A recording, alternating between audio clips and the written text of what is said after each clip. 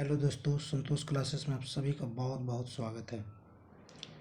आज हम BSPCL technician ALP का 3 फेज इंडक्शन मोटर करने वाले हैं। कल आपने ना ट्रांसफार्मर के पीछे जो हम क्लास पढ़ाए हैं, तो चलिए आज ये हम क्या बोल सकते हैं कि इसका ऑब्जेक्टिव क्वेश्चन प्रीवियस ईयर का करने वाले हैं। चलिए, पहला है, इंडक्शन मोटर में प्रायः रोटर खांचे की तिरछा बनाया जाता है। इसका लाभ क्या है? इसका लाभ होता है, पहला, मोटर बोल सकते हैं कि ताम्र बचत होती है, लौ हानिया में कमी होती है, कि मोटर में शोर कम करना, मोटर को लॉक होने की प्रवृत्ति होती है, कि ईडी करंट यानी भंवर धारा कम करना होता है। तो इसमें क्या आंसर होगा आप दीजिए। तो पहला का सी होता है, बोल सकते हैं कि है कि नहीं, मोटर जो होता है, मोटर में शोर करना या मोटर के लॉक होने की प्रवृत्ति होती है। आगे बढ़ते हैं, बोल सकते हैं कि इंडक्शन मोटर, यानी इसको इंग्लिश में बोलते हैं प्रेरण, सॉरी आपका हिंदी होता है इंडक्शन प्रेरण मोटर और इंग्लिश में होता है इंडक्शन मोटर, है ना। तो बोल सकते हैं कि जो प्रेरण मोटर होता है, इंडक्शन मोटर, यह स्वचालित नहीं होती है, कि उच्च बला घूर्ण के साथ स्वचालित होती है। एक निश्चित बला घूर्ण जो निर्धारित बला घूर्ण की तुलना में कम होता है के साथ स्वचालित होता है, कि इसका प्रारंभिक बला घूर्ण शून्य होता है।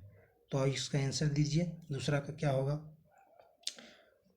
दूसरा का जल्दी आंसर दीजिए। दूसरा का क्या होगा, सी होगा। बोल सकते हैं कि हम, है ना, एक निश्चित बला घूर्ण जो निर्धारित बला घूर्ण की तुलना में कम होता है के साथ स्वचालित होता है। आगे बढ़ते हैं, तीसरी का बोल सकते हैं कि इंडक्शन मोटर जो होता है, इन्हें बोल सकते हैं कि प्रेरण की विद्युत यानी EMF दिशा संदेह ऐसी होती है, वह ऐसी धारा स्थापित करने की प्रयास करता है जो उस दिशा अथवा उच्च पुंज परिवर्तन का विरोध करता है, जिसके कारण विद्युत वाहक बल प्रेरित होता है। यह नियम कहलाता है ओम का नियम, लेंज का नियम, फैराडे की विद्युत चुंबकीय इंडक्शन प्रेरण, मैग्नेटिक फील्ड बोल सकते हैं, या जूल का नियम। तो थ्री का क्या होगा, तो थ्री का हमारा क्या होगा, बी होगा। बोल सकते हैं कि लेंज का नियम कहलाता है, ठीक है, लेंज का नियम। आगे बढ़ सकते हैं 4 में। 3 फेज इंडक्शन मोटर के स्टेटर में उत्पन्न हुआ जो मैग्नेटिक एरिया होता है, चुंबकीय क्षेत्र होती है, पर गतिमान होता है। स्लिप गति, तुल्यकालिक गति या तुल्यकालिक रोटर गति, इनमें से किसी पर नहीं। 3 फेज इंडक्शन मोटर, तो बोल सकते हैं हम इसका थ्री का क्या हो जाएगा, है ना, दीजिए आंसर जल्दी जल्दी, है ना। थ्री का क्या होगा, तुल्यकालिक मोटर, यानी बी होगा, थ्री का बी होगा। आगे बढ़ जाते हैं 5 में। जिस मोटर को, बोल सकते हैं कि जिस मोटर को सबसे कम अनुरक्षण की आवश्यकता होती है, वह होता है हमारा, बोल सकते हैं, है ना, जिस मोटर को कम यानी रखने के लिए रख रखाव कम खर्च होता है, वह मोटर कौन होता है? DC मोटर, कि DC सीरीज मोटर, कि स्लिप रिंग इंडक्शन मोटर, कि स्लिप केज इंडक्शन मोटर।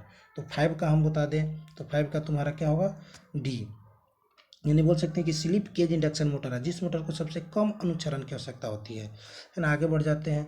एक होता है संलग्न चित्र आपको दिया गया है जो 3 फेज मोटर को दिया गया है, ठीक है। 3 फेज मोटर एक गति टॉर्क वक्र बदलता है, यानी दर्शाया गया है। मोटर का प्रारंभिक टॉर्क क्या है, यानी शुरू वाला टॉर्क जो उत्पन्न करेगा कौन करेगा, 1 2 3 4, है ना, कौन सा करेगा, जल्दी इसका आंसर दीजिए, है ना, क्या होगा आंसर इसमें, ठीक है। बोल सकते हैं कि क्या होगा इसमें आंसर, बोल सकते हैं कि 6 का है, 6 का हो जाएगा ए, यानी क्या होगा 1, ठीक है, 1 होगा। चलिए आगे बढ़ जाते हैं, ठीक है।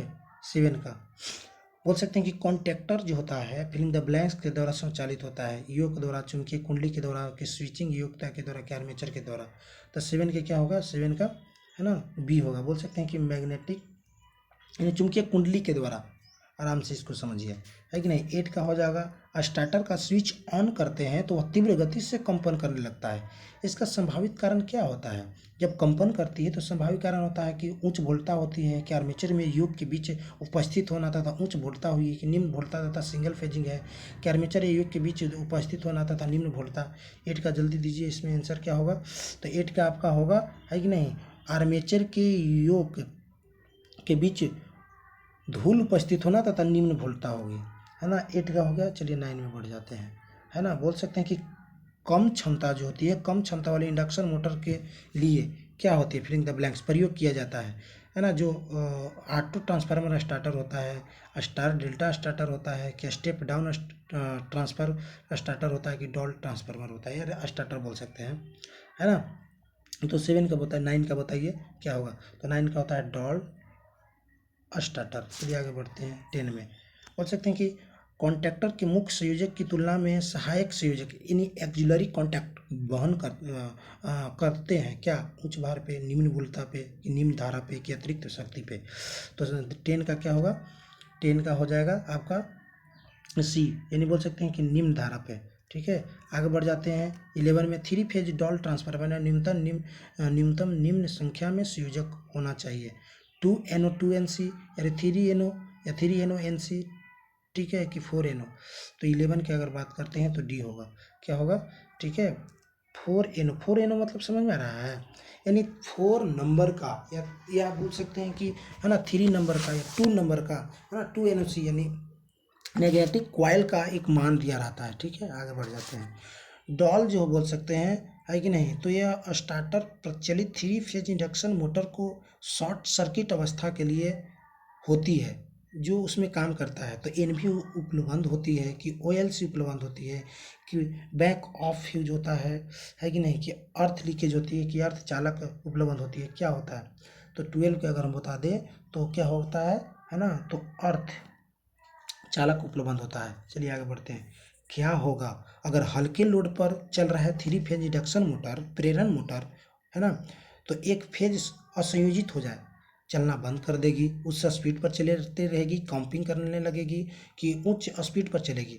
तो 3 का बताइए, 30 का क्या होगा, तो आपको बता दें, है कि नहीं, बी होगा। बोल सकते हैं कि उस स्पीड पर चलेगी, यानी उसी स्पीड पर चलती रहेगी जिस स्पीड पर वो चल रही थी पहले से। जब कुछ भी होगा तो 3 फेज इंडक्शन मीटर, ये तो पहला बात ध्यान से रखिए कि 3 फेज इंडक्शन मीटर स्वचालित होता है, यानी खुद से स्टार्ट होता है कि नहीं। आगे बढ़ जाते हैं 40 का, वो बोल सकते हैं क्या होगा, कि इंडक्शन मोटर के साथ फेज डिवाइडर का उपयोग जो होता है किया जाता है, फिलिंग द ब्लैंक्स किया जाता है, शोर को कम करने के लिए, शक्ति गुणांक को बढ़ाने के लिए, कि कंपन को कम करने के लिए, कि कॉपर क्षय को कम करने के लिए, क्या होगा। तो इसमें दे रहे हैं, टाइम बताइए जल्दी जल्दी, है ना। तो बोल सकते हैं कि 40 का होता है हमारा बी, यानी शक्ति गुणांक को बढ़ाने के लिए, क्या होगा, बी, शक्ति गुणांक को बढ़ाने के लिए। चलिए आगे बढ़ते हैं। इंडक्शन मोटर के फ्रेम किस धातु को बनाया जाता है, ये सब प्रीवियस ईयर है ना। देखिए तो ये सब इतना अच्छा अच्छा क्वेश्चन है, ALP में, टेक्नीशियन में सब पूछा हुआ क्वेश्चन है, BSPCL में पूछा हुआ क्वेश्चन है, कहीं भी आप इंडिया में ITI लेवल पे आप एग्जाम दीजिए। तो इंडक्शन मोटर का फ्रेम किस धातु का बनाया जाता है, तो ध्यान से समझिएगा, है ना, ढालवा लोहा जिसमें स्टील ग्रेन बहुत समीप हो, यानी इसका सी हो जाएगा। ठीक है, तो इसका सी आंसर होगा। चलिए आगे बढ़ जाते हैं। 16 में कहता है कि प्रेरण मोटर की गति परिवर्तन की विधि है फ्लक्स नियंत्रण, आर्मेचर प्रति बाधा नियंत्रण, की ध्रुव की संख्या परिवर्तन करके उपयुक्त सभी होगा, है ना। क्या होगा बताइए इसमें। ठीक है, तो अगर हम बात करते हैं कि 16 का, तो क्या हो जाएगा, सी, यानी ध्रुव की संख्या परिवर्तन करके, क्या होगा, ध्रुव की संख्या को परिवर्तन करके। आगे बढ़ जाते हैं 17 में।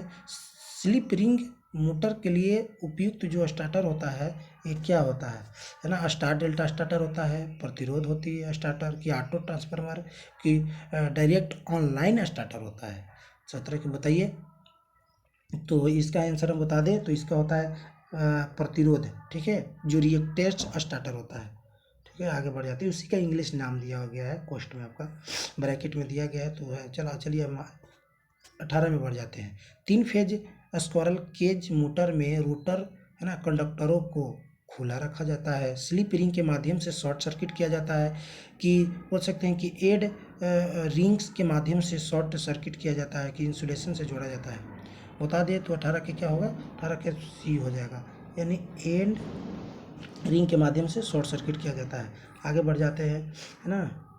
19 में बोल सकता है, क्या कह रहा है कि स्लिप रिंग इंडक्शन मोटरों को वरीयता दी जाती है जब क्या होता है, कि उच्च आरंभिक टॉर्क की आवश्यकता होती है, न्यून आरंभिक टॉर्क की आवश्यकता होती है, कि टॉर्क शून्य हो, कि लोड भारी हो।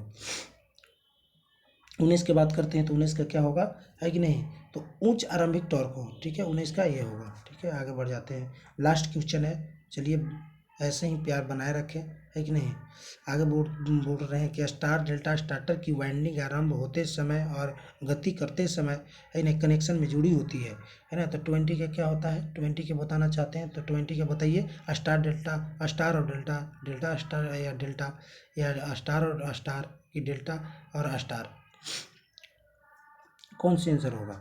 तो बताना चाहते हैं आपका, है कि नहीं, कि क्या होगा, कि स्टार और डेल्टा होगा, है कि नहीं। चलिए बहुत बहुत धन्यवाद, ऐसे ही चैनल को सब्सक्राइब कर लीजिए। है कि नहीं। जो भी आपको लोग तैयारी कर रहे हैं इस पे हर एक क्वेश्चन आपको मिलेगा, है ना। चलिए बहुत बहुत धन्यवाद। आगे भी हम सब प्रश्न को करवाएंगे, ठीक है। आगे भी सब प्रश्न होते रहेगा, समझ रहे हैं।